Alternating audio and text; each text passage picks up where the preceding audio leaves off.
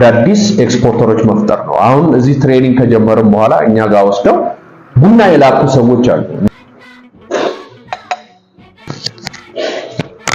በቡና ዘርፍ ላይ ኤክስፖርተር መሆን የምትፈልጉ ከኤክስፖርተሮች ጋር መስራት የምትፈልጉ በሀገራችን ውስጥ በቢሊዮን ዶላሮች ገቢ ያስገኛለው የቡና ምርት የቡና ቅምሻ የቡና ኤክስፖርት ሴክተር ላይ መግባት ለምትፈልጉ የዛሬ ቪዲዮ ለእናንተ ነው። ዛሬ ወደ መገናኛ ለሞቴል አካባቢ መተን በሃይፐር ኮፊ ስለ ቡና ኤክስፖርት ቢዝነስ ውስጥ መግባት የሚፈልጉ ሰዎች ማወቅ የሚፈልጉትን ነገር ይሄን ጉዳይ እንደሱ ልንማር መተናል። ሃይፐር ኮፊ እንገኛለን።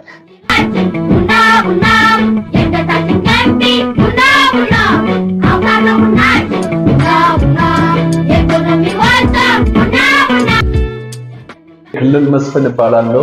በዚህ በቡና ዘርፍ ላይ ኦልሞስት ላለፉት 28 ዓመታት ቡና ላይ ሲሰራ ነበረ። በአድቫይዘርነት እንደዚሁም ደግሞ በአግሮኖሚ በፕሮሰሲንግ ስራ ላይ አሁን የምንገኘው በዚህ በሃይፐር ኮፊ የቅምሻ ማዕከል ውስጥ ነው የምንገኘው። ይሄም ቅምሻ የሚገኘው በመገናኛ ለሞቴል ውስጥ የሚገኝ ነው እና እንኳን ደህና መጣችሁ ለሞቴል መገናኛ ላይ ካፌ አለን። በተጨማሪም እንደዚሁ በቤንች ማጂ ዞን በቤንች ሸኮ ዞን ውስጥ የቡና ኢንዱስትሪዎች አሉ፣ የቡና ማጠቢያ ኢንዱስትሪዎች አሉ። እዛ ላይ የቤንችን ቡና በታጠበና በደረቅ በስፔሻሊቲም በኮሜርሻል ግሬድም እያዘጋጀን ብዙ ቡናዎችን ለዓለም አበርክተናል። እንደዚሁ በአሁኑ ሰዓት ደግሞ በኤክስፖርት እና እዚህ ደግሞ አሁን እናንተ የምትገኙ ትሬኒንግ ሴንተር አቋቁመን ነው የካፒንግ እና የባሬስታ ትሬኒንግ ሴንተር እንሰጣለን። በዋናነት የካፒንግ ትሬኒንግ ሴንተር እንሰጣለን እና እንግዲህ የኛ ስልጠና ማዕከል አንደኛ ለየት የሚያደርጋቸው ነገሮች አሉ። እኛ በዚህ ማዕከል ላይ ስልጠና የምንሰጥ ሰዎች ኦልሞስት ከ20 ዓመት ከ15 ዓመት በላይ በቡና ላይ ቆይታ ያለን የቡና አግሮኖሚውን ፕሮሰሲንጉን የምናውቀው እንደዚሁ ደግሞ ኪው ግሬደሮች ነን።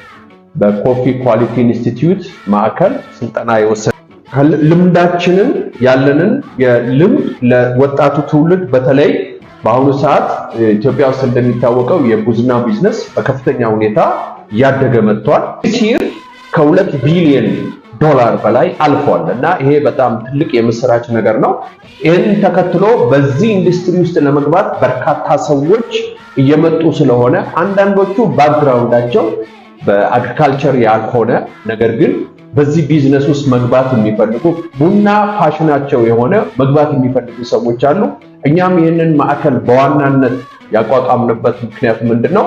እኔ በዩኤስኤድ ላይ የቫልዩ ቼን አድቫይዘር ነበርኩና ብዙ ባየሮችን የማግኘት እድል ገጥሞኛል። ኦልሞስት እነሱ ላይም አሰስመንት ሰርተናል። የኢትዮጵያን ቡና የሚገዙ ሰዎች የሚያነሷቸው የራሳቸው ጥያቄዎች አላቸው። በጥሩም በመጥፎ የሚነሱ ነገሮች አሉ። ስለዚህ ጥሩን አጠናክሮ በተሻለ ወደ ግብይት ማዕከል ለመግባት እንግዲህ በአሁኑ ሰዓት ይሄንን ማዕከል አቋቁመናል እና እዚህ ማዕከል ላይ በተለይ አዳዲስ ኤክስፖርተር የሆኑ ኤክስፖርት ለማድረግ ደግሞ ቡናን ወደ ውጪ ለመላክ ሐሳቡ ያላቸው ወይም ቡና አቅራቢነት የተሰማሩ ወይም በጅምላ ንግድ ውስጥ የተሰማሩ ወይም የካፌ ቢዝነስ ውስጥ ለመክፈት የሚያስቡ ሰዎችን በተቻለ መጠን በእውቀት ላይ የተመሰረተ ስራ እንዲሰሩ እያገዝን ነው ማለት ነው። ይሄንን እገዛ ለማድረግ ያለንን እውቀት ለትውልድ ለማስተላለፍ ይሄንን ፕሮግራም ይሄንን ትሬኒንግ ከፍተናል ማለት ነው።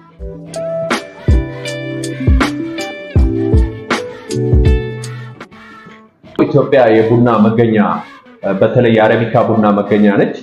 የአረቢካ ቡና በዓለም ላይ በተለይ 3 አይነት ቡናዎች አሉ የሚታወቁ። በተለይ ሮቡስታ እና አረቢካ ቡና ትልቅ ቦታ ትልቅ ድርሻ ያላቸው ናቸው። በተለይ የአረቢካ ቡና ኦልሞስት ከ60 እስከ 70% በአሁኑ ሰዓት እየተጠጣ ያለ ቡና ነው።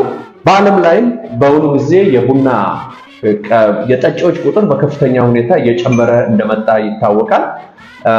ኦልሞስት አሁን በዓለም ላይ ከ2 ቢሊዮን ካፕ በላይ እየተጠጣ ያለበት ሁኔታ ነው ያለውና እያንዳንዱ ባየር ደግሞ የኢትዮጵያን ቡና እኛ ባደረግነው አሰስመንት የኢትዮጵያን ቡና በከፍተኛ ሁኔታ ይፈልጋሉ። ኢትዮጵያ እንደመታደል ሆኖ አንደኛ የተለያዩ ሲንግል ኦሪጂን ቡናዎች አሉ። አንዱ ይርጋ ጨፌ ነው። የይርጋ ጨፌ ቡና ሞር ፍሎራል ነው። እንደዚሁ ደግሞ የሲዳማ ቡና አለ። የሲዳማ ቡና ሞር ስፓይሲ እና ስዊቲ ነው እና በተለይ አውሮፓ አካባቢ ላይ በደንብ ይሄ ቡና በከፍተኛ ሁኔታ የሚፈልግበት ሁኔታ አለ። የሊሙ ቡናዎች አሉ። በጣም ሀኒ የሆነ ሞር ቾኮሌት አይነት የሆኑ ዋይኒ የሆነ በጣም ፍሩቲ የሆኑ ቡና የከፋ ቡና የቤንች ቡናዎች አሉ። እንደዚሁም አረቦች አሁን ለምሳሌ ስታያቸው የሐረር ቡና ሞካ ፍሌቨር ስለሆነ ያንን ቡና ይፈልጋሉ። እኛ የተለያዩ ሲንግል ኦሪጂን ቡናዎች አሉ። አንደኛው ቡና ከሌላው ቡና የራሱ የሆነ ልዩነትም ስላለው ማርኬት ላይ ተፈላጊነት ስላለው በዚህ ስልጠና ማዕከል አንዱ የምናደርገው እንግዲህ ኦሪጂንን በደንብ አይደንቲፋይ እንዲያደርጉ ይሄንን የማገዝ ስራ እንሰራለን ማለት ነው። ኢትዮጵያ ውስጥ በቡና ላይ መስራት ማለት ብዙ ትርጉም አለው። አንደኛ ቡና ኢኮኖሚካሊ ብቻ አይደለም ቬሪ ኢምፖርታንት የሆነው ኢኮኖሚካሊ ከፍተኛ እቺን ሀገር ላለፉት 50 ዓመት በፎሬን ከረንሲ ተሸክሞ ያለ ሰብል ነው። ደላውን ሼር የሚወስድ ሰብል ነው። ምክንያቱም ኦልሞስት ኢትዮጵያ ውስጥ ትልቁ ከረንሲ የምናገኘው ላለፉት ዘመናት ከቡና ላይ ነው። ኖት ኦንሊ የከረንሲ ጉዳይ ብቻ አይደለም። ኢትዮጵያ ውስጥ 1/4 የሚሆነው ህዝብ የሚተዳደረው በቀጥታም ሆነ በተዘዋዋሪ በቡና ነው። ኦልሞስት በአሁኑ ሰዓት 5.2 ሚሊዮን ገበሬ ቡና ያርሳል። ይሄ ገበሬ 5 በቤተሰቡ አለ ብትሉ ወደ 27 ሚሊዮን or 28 ሚሊዮን አካባቢ ይሆናል ማለት ነው። ስለዚህ ይሄ ገበሬ ይሄንን ሁሉ ገበሬ ይዞ ያለ የኢትዮጵያ ህዝብ 1/4 በቡና ነው። ኢኮኖሚካሊ በጣም ወሳኝ ሰብል ነው። ይሄ ብቻ አይደለም። በዓለም ላይ በቡና አመረታታችን በጣም የምንታወቅ ኦልሞስት 5ኛ ደረጃ ያለን ሀገሮች ነን። በአፍሪካ አንደኛ ነን። ስለዚህ ቡና በዓለም ላይ የምንታወቅበት ትልቁ ሰብላችን ነው። ካልቸራሊ ቬሪ ኢምፖርታንት ነው። ለምሳሌ እኔ በማቃቸው አካባቢ ሐረር አካባቢ ሆጃ የሚባል ነገር አለ።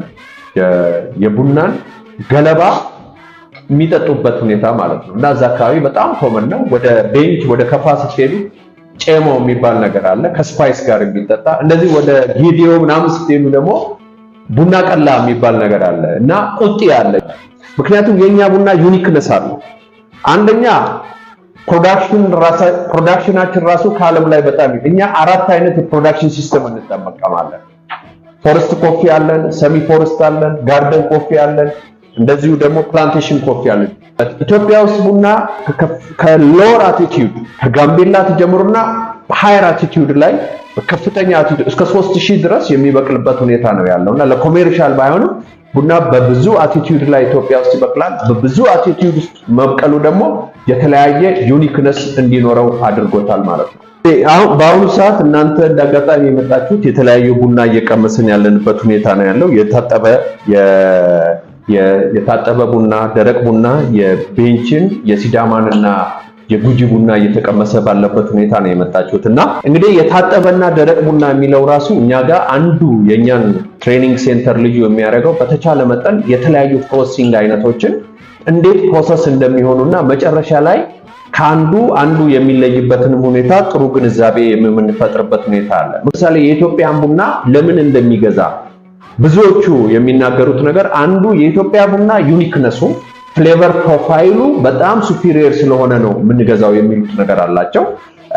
ያ ነገር ደግሞ ዲማንድም አለው የሚል ነገር አላቸው። ይሄ ነገር መቀጠል አለበት። የኢትዮጵያ ቡና ተወዳጅነቱ በዓለም ላይ ያለው ሁኔታ መቀጠል መቻል አለበት። ስለዚህ አንዳንዴ አሁን ይሄ ነገር አዳዲስ ኤክስፖርተሮች ወደ ቢዝነስ ውስጥ በሚገቡበት ሰዓት የሚገጥማቸው ብዙ ነገሮች አሉ።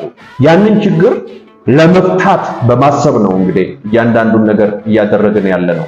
ለምሳሌ አንድ ሰው ኤክስፖርተር ሆኖ ኢትዮጵያ ውስጥ ኤክስፖርት ቡና ላርግ ብሎ ቢነሳ መጀመሪያ አንደኛ የሰርቲፊኬት ጉዳይ ይነሳበታል። የኤክስፖርት ላይሰንስ ሊኖረው ይገባል።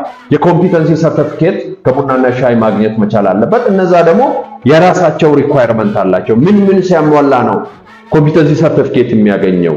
ምን ሲያሟላ ነው ኤክስፖርት ላይሰንስ የሚያገኘው? ይሄንን በሚገባ የምንደግፍበት ሁኔታ አለ ማለት ነው። ብዙዎች ጊዜ የኛን ቡና የሚገዙ ባየሮች ካፐሮች ናቸው፣ ሮስተሮች ናቸው፣ ወይም ኪው ግሬደሮች ናቸው። ቀምሰው ያውቃሉ ቡና። የኛ ኤክስፖርተሮች ደግሞ ቡና የመቅመስና ቡናቸውን ለገበያ ይዘው ሲቀርቡ ዋናው ነገር ኦፈር በጣም ወሳኝነት አለው። ኦፈርን በደንብ ዲፋይን የምታረግ ሰው መሆን አለበት። ወደ ገበያ ይዘህ የምትገባው ቡና ያንተ ቡና ዩኒክነሱ መታወቅ መቻል አለበት። እኛ የምናደርገው ወደ ገበያ ይዘህ የምትገባውን ነገር ዩኒክነሱን እንድታውቅ የማድረግ ስራ ነው የምንሰራው ማለት ነው።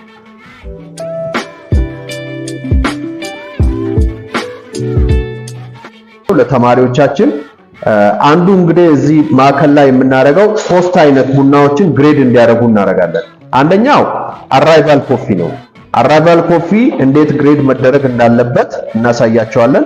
ሁለተኛ ኤክስፖርት ቡና ነው። ኤክስፖርት ቡናም እንዴት ግሬድ መደረግ እንዳለበት እናሳያቸዋለን ማለት ነው። ስለዚህ የኛ ሰልጣኞች በሶስቱም በስፔሻሊቲም በአራይቫል ኮፊም በኤክስፖርትም ቡና ግሬድ እንዲያደርጉ አድርገን ተረድተው ነው ያንን ነገር ራሳቸው ችለው እንዲወጡ እናደርጋለን። እያደረግም ነው፣ ወደፊትም እናደርጋለን ማለት ነው። አንድ ዋናው ዓላማችን ያለንን ስኪል ለወጣቱ አሁን በዚህ ፕሮግራም ውስጥ ለሚገቡ ሰዎች ስኪላችንን ማስተላለፍ ነው። ዋናው ዓላማችን እሱ ነው። አዳዲስ ኤክስፖርተሮች መፍጠር ነው። አሁን እዚህ ትሬኒንግ ከጀመርን በኋላ እኛ ጋር ወስደው ቡና የላኩ ሰዎች አሉ። በጣም ደስ የሚል ነገር አለን። እኛ ጋር ካፒንግ ትሬኒንግ ወስደው ሰልጥነው መጨረሻ ላይ 2ም 3ም ኮንቴነር ቡና የላኩ አሉ። ወደ ቻይና የላኩ አለ፣ ኢሮፕ ላይ የላኩ አሉ። ስለዚህ ይሄ በጣም ደስ ይላል። ዋና ዓላማችን እንደዚህ አይነት አዳዲስ በዚህ ኢንዱስትሪ ላይ የሚገቡትን ሰዎች ማብቃት ነው። ግን ለየት የሚያደርገን ምንድነው? አንደኛ እዚህ ያለነው ሰዎች we are agronomists ነው። መጀመሪያ የቡናን ከተክሉ ጀምሮ በደንብ የምናውቅ ሞርፎሎጂውን ፊዚዮሎጂውን የምናውቅ ሰዎች ነን። ስለዚህ በተቻለ መጠን እነዚህ ልጆች ቡና እንትን እንዲያውቁት ሰብሉን ራሱ እንዲያውቁት እናደርጋለን። ፕላንቱን እንዲያውቁት እናደርጋለን። ኢትዮጵያ ውስጥ የተለያዩ ፕሮሰሲንግ አይነቶች አሉ። እነዚህን ፕሮሰሲንጎች ዲቴል እንዲያውቁ እናደርጋቸዋለን። እዚህ በሚኖረን ክላስ ፕሬዘንቴሽን ላይ አናሮቢክም ሃኒ ፕሮሰስድም ወሽቱንም ናቹራል ፕሮሰሲንጉንም ይሄንን በደንብ እንዲያውቁ የማድረግ ስራ እንሰራለን። ከዛ በላይ እንግዲህ ወደ ኤክስፖርት ደግሞ ወደ ካፒንግ ቀጥታ ከመግባታችን በፊት ስለ ቡና ኤክስፖርት ማርኬቲንጉን እንዲያውቁት እናደርጋቸዋለን። ለምሳሌ ቡና ሶርሲንግ ኬት ነው። ሶርሲንግ ብቻ አይደለም፣ ፕራይስ ሴት እንዴት ያደርጋሉ? ወርልድ ትሬንዱ ምን ይመስላል? የቡና ወርልድ ትሬንድ ምን ይመስላል? ስፔሻሊቲ ሜንስትሪም ኮፊ የሚባለው ምንድነው? የኒውዮርክ ማርኬት ማለት ምንድነው? ተርሞቹ እንዴት ናቸው? ለምሳሌ ኮንትራክት እንዴት ነው የሚገባው? ኔጎሺዬሽን እንዴት ነው የሚደረገው? ሃው ቱ ፋይንድ ባየር እንዴት ያገኛል የሚለውን ነገር እዚህ ላይ ብሪፍ እናደርጋቸዋለን። ከዛ በኋላ ነው እንግዲህ ወደ ካፒንግ የሚገቡትና ካፒንግ ላይ ጥሩ ዲሲፕሊን እንዲሆነ ካፐር እንዲሆን የማድረግ ነገር ይኖረናል ማለት ነው። ስለዚህ እኛ አንዱ የሚለየን ነገር ክፍያችንን በነገራችን ላይ ተመጣጣኝ፣ እሱም አንድ ነገር ነው። ምክንያቱም ዋናው እሱ ስላልሆነ በተቻለ መጠን እነዚህን ነገር አውቀው ወደ ካፒንግ ኮርሱ እንዲገቡ እናደርጋቸዋለን። አንደኛ ከመንግስት ጋር ሰርቻለሁ። የመንግስት ላይ የግብርና ቢሮ ቡና ሴክተር መርቻ አውቃለሁ። ሁለተኛ በግል ፕራይቬት ካምፓኒ ላይ እርሻ ስታብሊሽ አድርጌያለሁ። እርሻውን አድርሼ ቡናው ፕሮሰስ ሆኖ ወደ ማዕከል እስኪመጣ ድረስ የመስራት ስራ እንደዛ አይነት ነገር ውስጥ አልፌያለሁ። እንደዚሁም ሃይ ሌቭል ከባየሮች ጋር ሰርቻለሁ። የዩኤስኤድ ቫልዩ ቼን አድቫይዘር ሲሆን በብዙ ሀገሮች ላይ በተለያየ ቦታ በመዞር የባየሮቹን ነገር ለማየት ሞክሬያለሁ። ከኤክስፖርተሮች ጋር ሰርተናል። ብዙ ዩኒየኖችን አቋቁመናል፣ ብዙዎችን ሳፖርት። ስለዚህ ግራስሩት ሌቭል ላይ ያለውን ስራ እናውቀዋለን። ስለዚህ ማዕከል ላይ ያለውን ስራ እናውቀዋለን፣ የባየሩንም ኢንተረስት እናውቀዋለን። ስለዚህ ይሄንን ሁሉ ነው እንግዲህ ጨምቀን ወደ ልጆቹ የማስተላለፍ ነገር የምንፈልገው ማለት ነው። ይሄንን የመስጠት ነገር ነው የኛ ትሬኒንግ። ኖት ኦንሊ ሲምፕሊ ካፒንግ በት ብዙ ነገር ቫልዩ ቼኑን ኢንድ ቱ ኢንድ እንዲያዩት የማድረግ ስራ ነው የምንሰራው ማለት ነው።